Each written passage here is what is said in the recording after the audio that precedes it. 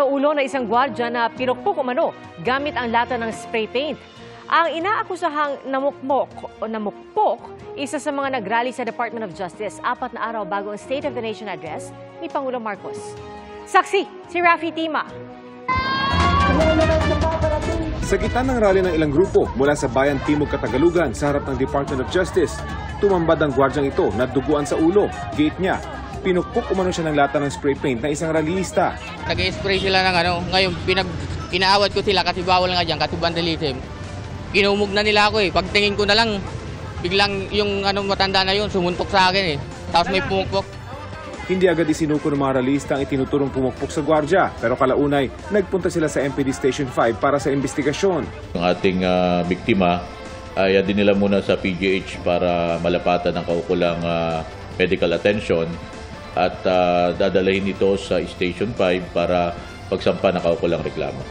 Bukod sa protesta sa tanggapan ng DOJ, sumabay din ng pangangalampag ang iba't ibang grupo, 4 na araw bago ang ikatlong State of the Nation address ni Pangulong Bongbong Marcos.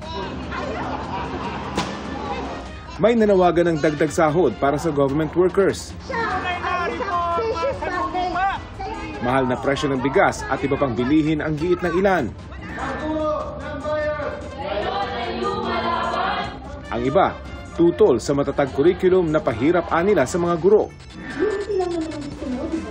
May mga grupong idinaan sa pagtatanghal ang kanilang protesta. Inihahanda na rin ang gagamiting effigy sa araw ng SONA. Ang aming paninindigan at kinonsultan rin namin sa mga abogado namin, bahagi ito ng protected free speech, ginagarantihan ng konstitusyon. Hindi ito katumbas ng pagsusunog ng basura na bawal daw sa Clean Air Act at sa iba pang mga batas. No, this is a protest message. Ayon sa MMDA, magpapatupad ng zipper lane sa southbound na bahagi ng Commonwealth Avenue para bigyang daan ang mga sasakyan ng mga opisyal at bisitang papunta sa Batasang Pambansa. Isasara naman sa trapiko ang Batasan IBP Road simula alas 8 ng umaga sa araw ng SONA. Magpapatupad din ng gun ban sa araw ng SONA. Kahapon, sinabi ng Malacanang na isinapinal na ng Pangulo ang kanyang talumpati. Ngayong araw nasa Balabac, Palawan si Pangulong Marcos para mamahagi ng ayuda sa mga naapektuhan ng El Nino sa Palawan at Marinduque. Doon ibinida niyang patapos ng runway sa Balabac Air Base. Isa sa idineklarang pasilidad na gagamitin sa ilalim ng Enhanced Defense Cooperation Agreement o EDCA. Nasa huling bahagi na lang ang paggawa natin ng Balabac Military Runway, lalo na't malaki ang papel ng gagampanan ng Palawan sa pambansang seguridad. Sabi pa ng Pangulo, prioridad din ng kanyang administrasyon ang pagtatayo ng airport sa Pag-asa Island. Kasama din siyempre sa ating prioridad ang pagpapalago ng turismo sa inyong lalawigan at sa pagpapabuti pa ng daloy ng transportasyon dito. Ito'y gagawin natin sa pamamagitan ng Puerto Princesa Airport Development Project at Pag-asa Island Airport Development Project. Para sa GMA Integrated News, Rafi Tima ang inyong saksi.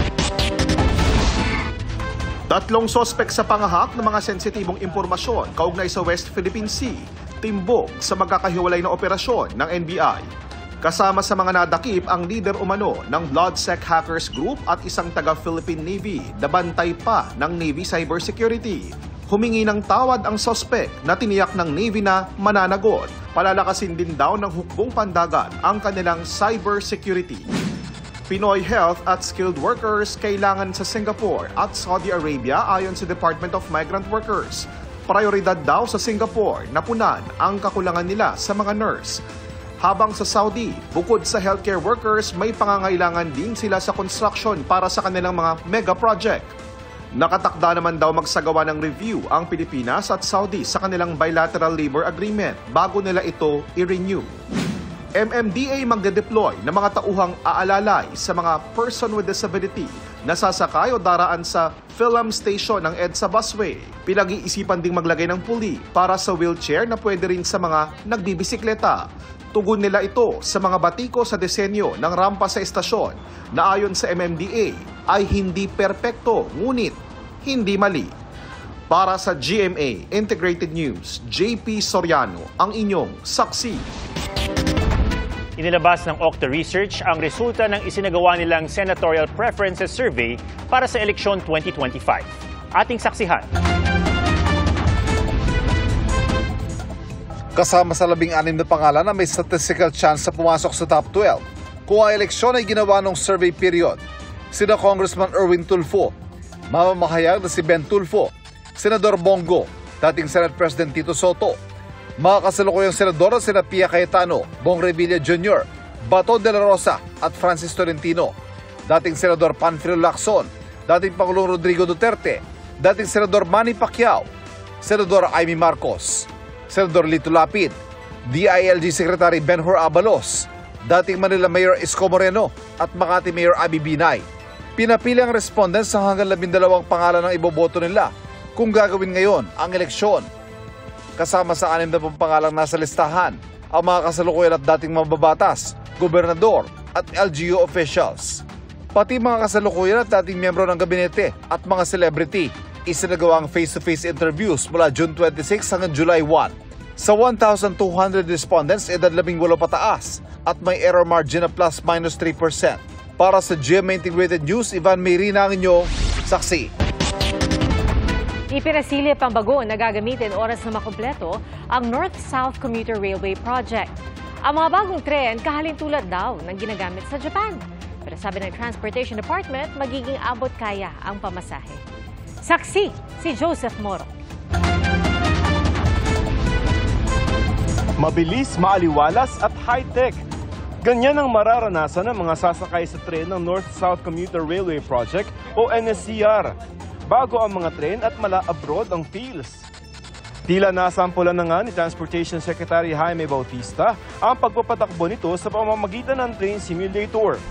Ang mga tren tulad nito ang gagamitin sa NSCR kapag gumagana na yung linya na yon.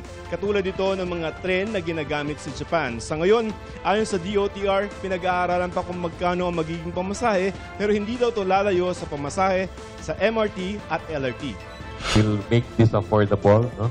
For sure, this will be at least at par with the fares of buses and jeepneys. Right now, the present fares of MRT1, LRT1, LRT2, and MRT3 are cheaper than regular bus and jeep fares. May lampas 51 train sets para sa mga commuters sa buong linya ng NSCR at may dedicated na 7 train sets na express na babiyahe diretso pa Clark International Airport sa Pampanga mula sa estasyon nito sa Buendia at Alabang. Ang biyahe, 40 minutes lamang. Ang buong NSCR tumatakbo mula Calamba hanggang Clark pero ayon sa Department of Transportation, mauunang maging operational ang West Valenzuela hanggang Clark na bahagi nito sa unang bahagi ng taong 2028. 95% ng gawa ang Balagtas Station sa Bulacan, pinakamaagang matatapos sa lampas 30 mga estasyon ng NSCR. Malawak ang istasyon at may mga elevators. Environment-friendly din ang mga bubong nito dahil maliwanag at hindi gaanong nangangailangan ng maraming ilaw tuwing araw. Sa Clark, 80% ng tapos ang istasyon, katabi mismo ng Clark International Airport. Pero kung ang buong proyekto ng NSCR ang tatanungin, 40% pa lamang ang tapos na. Ang bahagi ng NSCR sa Metro Manila mula Valenzuela hanggang sukat sa Parañaque, nagkakaroon ng hamon sa mga right-of-way. Dadaan tayo sa Buendia, sa EDSA, so medyo, and then we will have to relocate 13,000 informal settlers from Manila to Calamba. Kaya sa taong 2031 pa raw matatapos ang buong proyekto. Oras na maging operational na ang proyekto, lampas 10,000 trabaho ang maibibigay nito na sasanayin sa ilalim ng Philippine Railway Institute. Para sa GMA Integrated News, Joseph Morong ang inyong saksi. Mga kapuso, sama-sama tayong maging saksi. Mag-subscribe sa GMA Integrated News sa YouTube at para sa mga kapuso abroad, samahan niyo kami sa GMA Pinoy TV at sa www.gmanews.tv.